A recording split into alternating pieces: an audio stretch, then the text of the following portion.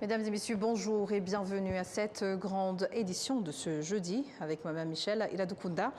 Et tout de suite, parlant de commémoration, la France appelle à la vigilance face à la résurgence de la haine et exhorte à l'action pour éviter une répétition des crimes contre le génocide perpétré contre les Tutsis au Rwanda. Indication faite par l'ambassadrice de France au Rwanda, Madame Aurélie Gourayaguna.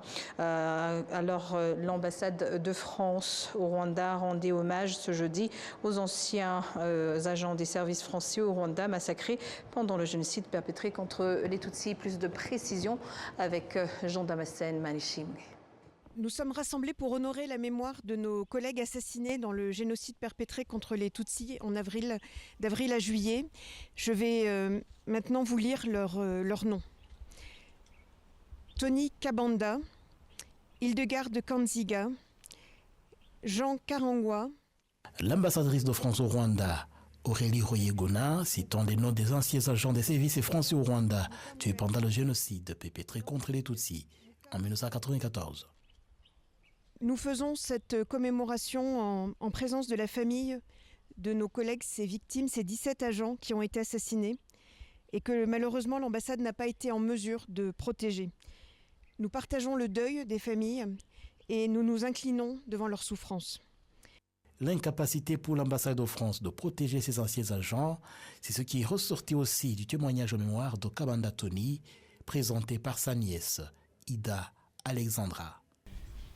Conscient que la mort du chef de l'État ne resterait pas sans conséquence pour les Tutsis, Tony chercha sans succès à joindre l'ambassade dès la nuit du 6 au 7. Un ami Hutu vient l'avertir que les soldats de Mont Kigali procédaient à des tueries dans le quartier de Nyakabanda et que Tony figurait parmi les personnes ciblées. Il tenta de rejoindre l'ambassade à pied, mais la route de la rue Kadhafi était bloquée par les miliciens Interahamwe. Il rebroussa chemin. Il continua à appeler l'ambassade toute la nuit sans réponse. Le lendemain matin, il parvient à joindre son supérieur hiérarchique au téléphone. Celui-ci lui conseilla simplement de faire appel à la police rwandaise pour assurer sa protection. Le matin du 7 avril, vers 10h, 2 soldats se présentèrent à son domicile. Ils demandèrent à voir un homme du nom de Kabanda Tony. Il sortit de la maison et reconnut son identité. Les soldats lui demandèrent sa carte d'identité. Il fit appeler son fils Olivier pour qu'il lui rapporte de l'intérieur. Ils lui demandèrent de les suivre, mais à peine avait-il franchi le portail que Tony fut abattu. L'ambassade de France au Rwanda a également inauguré une nouvelle plaque à la mémoire des 2 gendarmes français, les majors Alain Dido et René Mayer, ainsi que de Madame Gilda Dido et de Jean-Damascène Mourassira, et ressortissants rwandais morts à leur côté. C'est ce qu'explique le général de la gendarmerie, Laurent Lezafre. C'est avec une grande émotion que je suis devant vous aujourd'hui, à l'occasion de cette cérémonie qui rend hommage au personnel de l'ambassade décédé en 1994. J'aurais tout d'abord une grande pensée pour toutes les victimes du dernier génocide du XXe siècle. J'ai aussi une certaine émotion et aussi je ressens un honneur particulier de participer à cette cérémonie aujourd'hui qui a vu la pose de la plaque en souvenir du major et de Madame Gilda Dido, du major Mayer et de leur jardinier, Jean-Damascène Mourassira, décédé au tout début du génocide. Ce geste symbolique qui consiste à dévoiler la plaque est très fort. Il permet, 32 ans après les faits, de rendre hommage à ces 2 militaires et la famille et amis disparus dans des conditions toujours non élucidées à ce jour. Il y a plus lourd que de ne pas savoir, c'est d'oublier. L'histoire de cette disparition est très peu connue, y compris au sein même de notre gendarmerie. J'ai moi-même découvert cette histoire lorsque je suis arrivé au Rwanda en septembre 2021. Être parmi vous aujourd'hui pour dévoiler cette plaque est une forme d'aboutissement d'un processus débuté en 2022. Je sais ô combien la France est impliquée dans la lutte contre l'impunité. La présence de monsieur le procureur de la République antiterroriste aujourd'hui dans le parquet à la charge des enquêtes liées aux événements de 1994 et le travail de la gendarmerie nationale au travers de l'OCLCH en sont des preuves concrètes. Le devoir de mémoire, le souvenir et le travail judiciaire sont des éléments essentiels pour pouvoir concrétiser le plus jamais ça. L'ambassadrice de France au Rwanda a réitéré la détermination de son pays à préserver la mémoire et à lutter contre tout ce qui peut nuire à la dignité humaine. Par notre rassemblement aujourd'hui, nous rappelons l'engagement de la France à défendre la dignité humaine, la justice, la vérité historique. C'est aussi un appel à la mémoire partagée et surtout à la vigilance permanente face à toute résurgence de la haine et de l'intolérance. Recueillons-nous, chérissons la mémoire de nos collègues disparus et agissons pour que jamais ne se répète un tel crime. Les anciens agents de service français au Rwanda connus, tués pendant le génocide perpétré contre les Tutsis, sont en nombre de 17. Mais les efforts se poursuivent pour voir s'il n'y aurait pas d'autres agents de service français tués pendant le génocide perpétré contre les Tutsis au Rwanda en 1994. Le ministre des Affaires étrangères et de la coopération, l'ambassadeur Olivier Nduhungirehe, a déclaré que la communauté internationale devrait reconnaître que le génocide contre les Tutsis n'était pas seulement un crime inscrit dans la loi, mais aussi une agonie de 100 jours endurée par les Rwandais. Il a réaffirmé ce point lors de la 32e commémoration du génocide perpétré contre les Tutsis tués pendant le génocide. Les détails avec Patrick Nilitadi. Twagira Maria Agnes, épouse de Turatsinze Emmanuel, membre du personnel des Nations Unies au Rwanda, tué pendant le génocide perpétré contre les Tutsis, témoigne de la brutalité avec laquelle son mari a été assassiné. Les tueurs sont venus et depuis ma cachette, je les ai vus. C'est là où mon mari m'avait caché. Ils ont interpellé mon mari en lui posant la question: où se trouve ta femme? Lui a pensé que ces personnes sont venues nous protéger. Il m'a appelé et je suis sorti de ma cachette. Ils nous ont amenés dans la maison, dans notre chambre. Ils ont commencé à le frapper avec les machettes. Moi aussi, ils m'ont frappé. J'ai supplié les bourreaux en leur promettant de leur donner de l'argent. Je leur ai donné de l'argent que mon mari Emmanuel m'avait laissé en me disant que s'il ne survivait pas à ces tueries, que cet argent puisse servir à aider les enfants. Lorsque le milicier Inela a vu l'argent, il a arrêté de me frapper.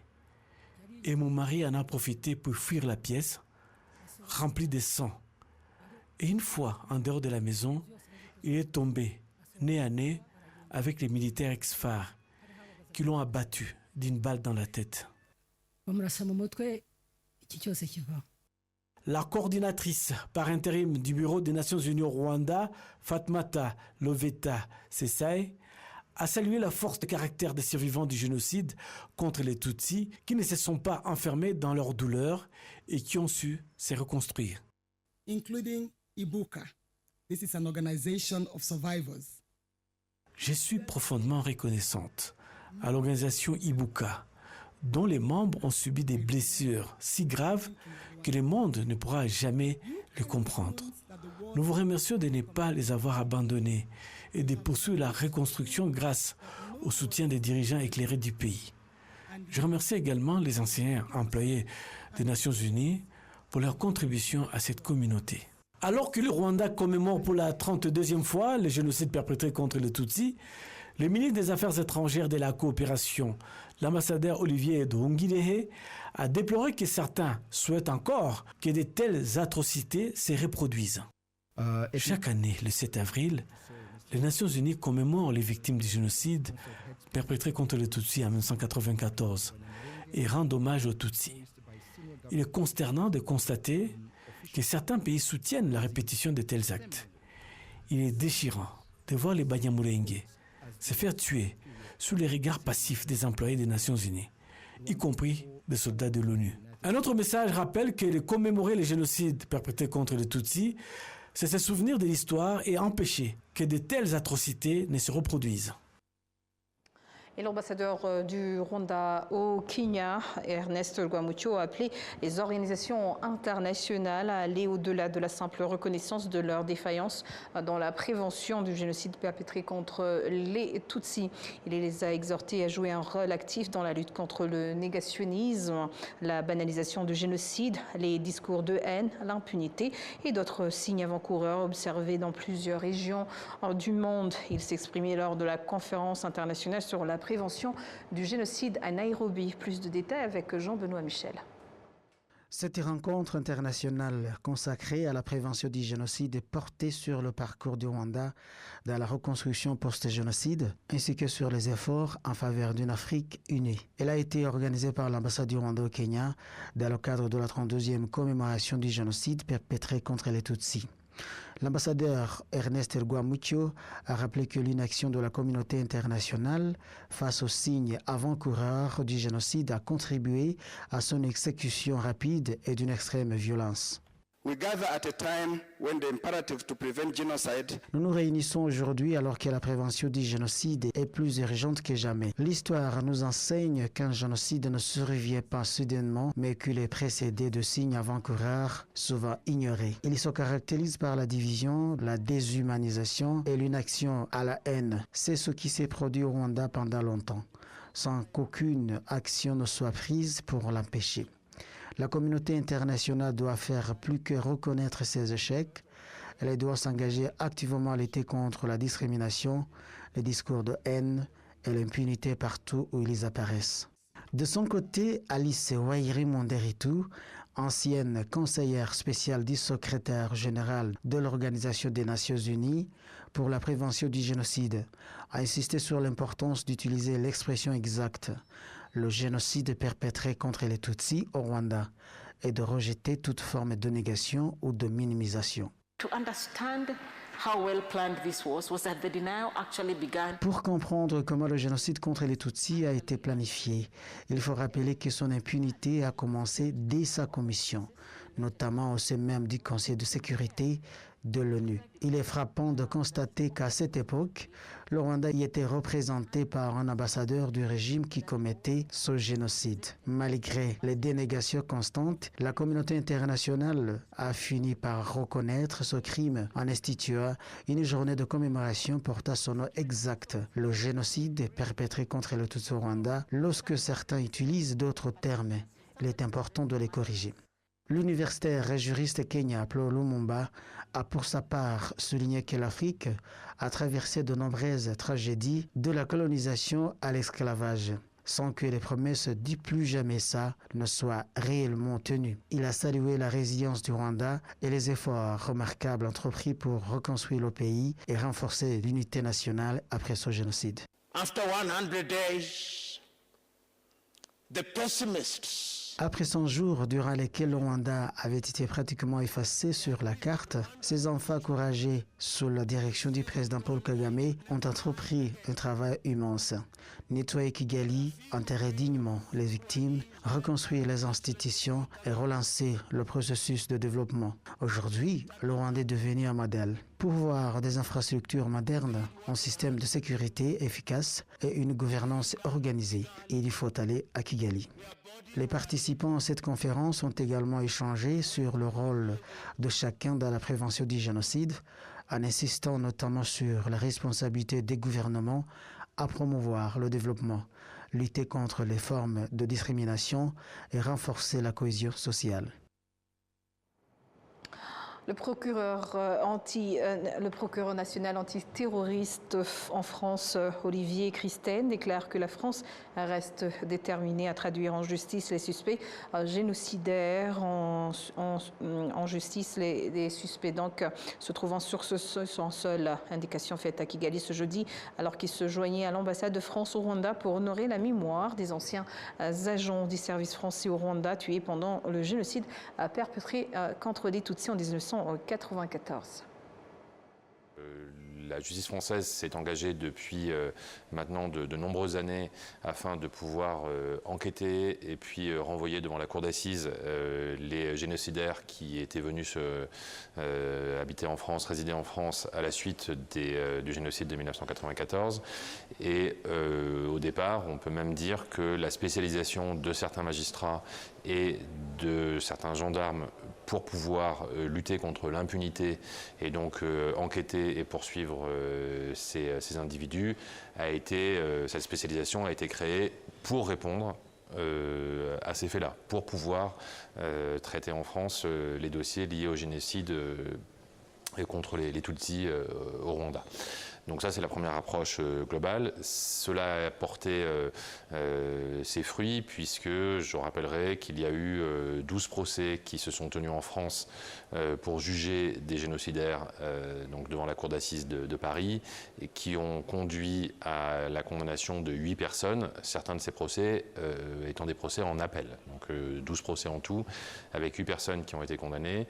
Et il y a encore plusieurs procès qui vont se tenir non seulement cette année, puisque en mois de juin et juillet prochain, il y aura un procès en appel devant la cour d'assises de Paris et en novembre-décembre 2026, il y aura un procès à nouveau en première instance. Donc c'est quelque chose qui continue à fonctionner et puis nous avons 2 autres dossiers au moins qui devront être jugés par la cour d'assises de Paris entre 2027 et 2028. Donc c'est pas du tout un sujet qui est clos pour nous.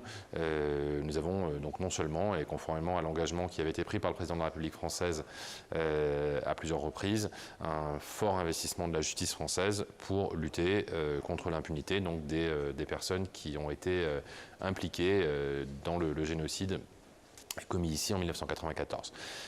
À côté de ces procès, et je réponds plus directement à votre question, il y a encore 36 enquêtes qui sont en cours en France, qui concernent donc d'autres personnes qui sont accusées ou mises en cause pour des faits qui ont été commis pendant les 100 jours en 1994. Ce sont des procédures sur lesquelles nous investissons aujourd'hui beaucoup parce que, comme vous l'avez indiqué, le temps passe et nous sommes aujourd'hui confrontés à 2 difficultés liées d'une part à l'âge des personnes qui sont mises en cause, qui pour certaines sont très âgées, et puis évidemment l'âge aussi des victimes et des fois le temps fait que les témoignages sont plus difficiles à obtenir et plus difficiles à avoir des éléments précis qui permettent ensuite de juger les personnes. Le procureur national antiterroriste français a également indiqué que son pays s'est engagé à faire face au négationnisme du génocide perpétré contre les Tutsis sous toutes ses formes. Suivez. Dès lors qu'il y a des dégradations de monuments et de stèles, d'éléments qui sont commémoratifs ou qui rappellent la mémoire de personnes qui ont été assassinées, il y a toujours des procédures judiciaires qui sont ouvertes et afin d'identifier les auteurs et de les poursuivre sur ce champ-là. Donc ça, c'est le premier sujet et je crois que ça répond à ce qui est le plus agressif. Encore une fois, sur la lutte contre le négationnisme en général, le moyen le plus efficace, il est parfois les procédures pénales, ça existe. Il y a des procédures qui sont faites en France contre certains négationnistes, notamment des faits liés à la Seconde Guerre mondiale. Mais là aussi, le travail le plus important qui est fait, c'est un travail d'éducation. C'est apprendre aux gens à ne pas douter, apprendre à avoir un regard critique sur tout ce que l'on peut voir en ligne. Vous savez comme moi que ce qui est la source du plus grand négationnisme aujourd'hui, c'est pas tellement les grands théoriciens, c'est la multiplicité des diffusions sur des comptes sociaux, sur des moyens rapides. Et donc le travail d'éducation, il est un travail plus global. C'est d'apprendre aux jeunes à avoir un regard critique, de savoir faire la différence entre ce qui est vrai, qui est établi matériellement, et par des historiens, et par un travail sérieux par rapport à du des discours qui sont souvent uniquement animés par la haine et par la volonté de lutter contre des processus de réconciliation qui sont plutôt efficaces par ailleurs. Donc le travail d'éducation, il est absolument fondamental.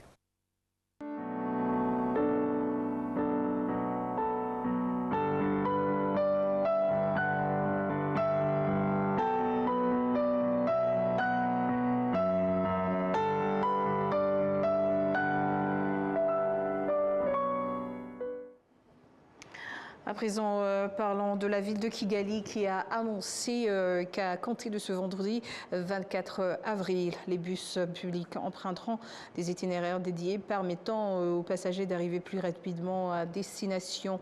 La porte-parole de la ville de Kigali, Emma Claudine Nilenganya, a expliqué le fonctionnement de ces itinéraires, leur emplacement et leurs horaires.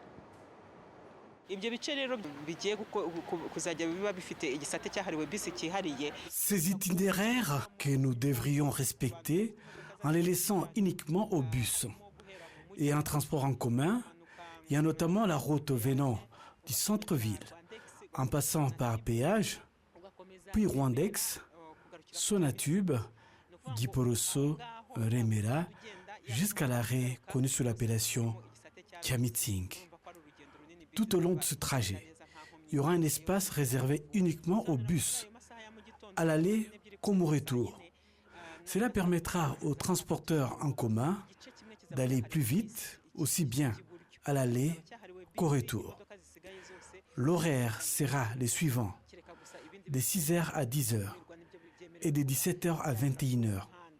Ces tronçons seront exclusivement réservés aux bus. Cela sera pareil pour le trajet Sonatube jusqu'à Nyanza-Kichukiro en passant par Kichukiro Centre, mais aussi du centre-ville vers Nyabugogo. Ces itinéraires spéciaux seront mis en place afin de faciliter les déplacements des habitants de la ville d'un point vers un autre avec les transports en commun.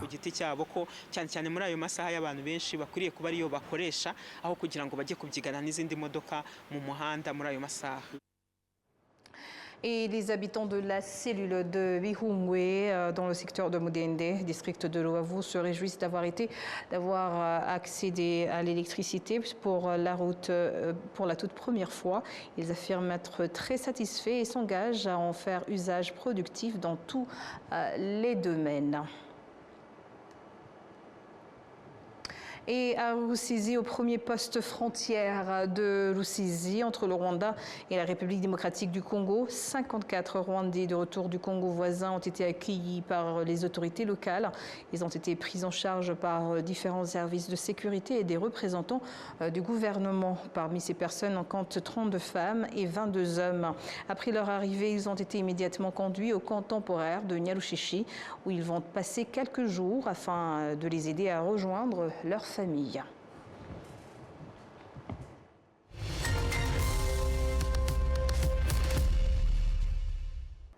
Et c'est sur ces images que nous clôturons cette grande édition. Au nom de toute l'équipe qui a contribué à sa réalisation, je vous remercie. Bonne poursuite des programmes de la télévision rwandaise.